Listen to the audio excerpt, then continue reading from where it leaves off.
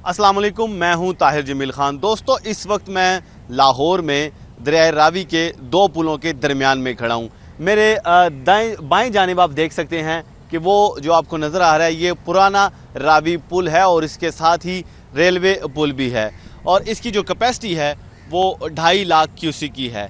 मेरे दाएं हाथ पे जो आपको पुल नज़र आ रहा है ये नया रावी पुल इसे कहा जाता है और इसकी जो कैपेसिटी है पानी संभालने की, सैलाबी रेला संभालने की, वो 3.5 लाख क्यूसेक है। इसी तरह इससे आगे अब सगिया पुल बना है, मोटरवे पुल बना है, वहाँ की जो कैपेसिटी है सैलाबी रेला संभालने की वो 4.5 लाख क्यूसेक की है।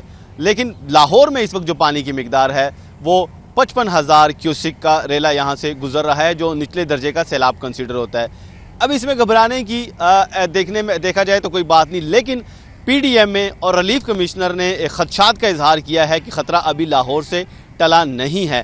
लाहौर में जो मैक्सिमम रेला आया था गुज़िश्ता जुमे के रोज़ वो 2,20,000 क्यूसेक था और कैपेसिटी जो मैंने आपको बताई वो कम अज़ कम जो है पुराने पुल की वो 2.5 लाख है, यानी कि 2.5 लाख क्यूसेक से ऊपर का अगर पानी आएगा तो वो ओवरफ्लो होकर शहर में जाएगा। लेकिन जो मैक्सिमम आया था वो 2,20,000 था और अब 55,000 है।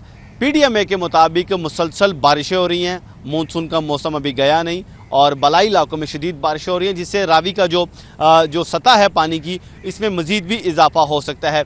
इसी तरह भारत की तरफ, चूँकि दरियाए रावी भारत की तरफ से आता है, हिमाचल प्रदेश से आता है, भारतीय रियासत से, और वहाँ पे कोह मालिया की जो रेंज है वो इसका मंबा है वो वहाँ से निकलता है। तो कोह मालिया में भी बारिशें हो रही हैं, भारतीय पंजाब में भी बुरी सूरत हाल है, सैलाब ने तबाही मचाई है और गुज़िश्ता हफ्ते भी इन्हीं वजूहात की बिना पर लाहौर में 2,20,000 का रेला आया था। चूँकि उसमें बड़े फैक्टर्स थे, जिनमें सबसे बड़ा फैक्टर तो जाहिर है पानी, क्लाइमेट चेंज है। बहुत ज़्यादा ग्लेशियर्स पिघले, बारिशें बहुत ज़्यादा हुई। उसके साथ साथ जो भारत का माधोपुर हेडवर्क्स है उसके 2 गेट टूट के पानी वो गेट्स को तोड़ता हुआ पाकिस्तान की तरफ आया। इसके साथ साथ जो थीन डैम है यानी रंजीत सागर डैम जो भारतीय पंजाब में दरिया रावी के मुकाम पर बनाया गया है, उसका जो कैपेसिटी थी वो भी ख़त्म हो गई थी, वो भी पूरा भर चुका था, फिर भारत को वो पानी भी छोड़ना पड़ा।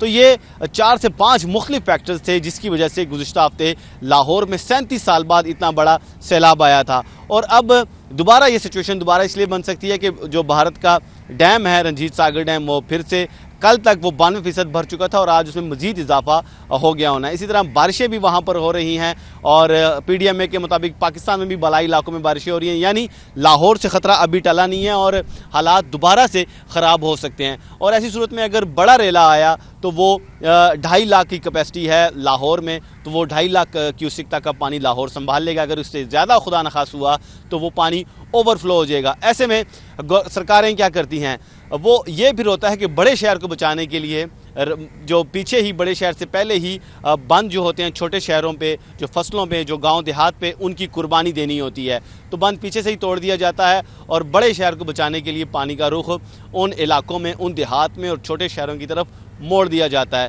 तो हम उम्मीद करते हैं कि ऐसी कोई नौबत ना आए। लाहौर समेत पाकिस्तान के जितने भी शहर हैं और हमारे जितने भी हमारी अवाम है, हमारी कौम है, सैलाब की तबाहकारियों से महफूज रहे।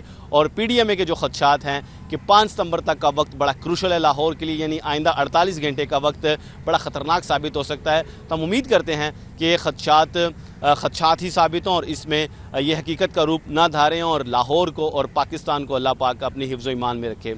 इसके साथ ही इजाज़त दीजिए, जल्द हाजिर होंगे एक नई अपडेट के साथ। अल्लाह निगहबान।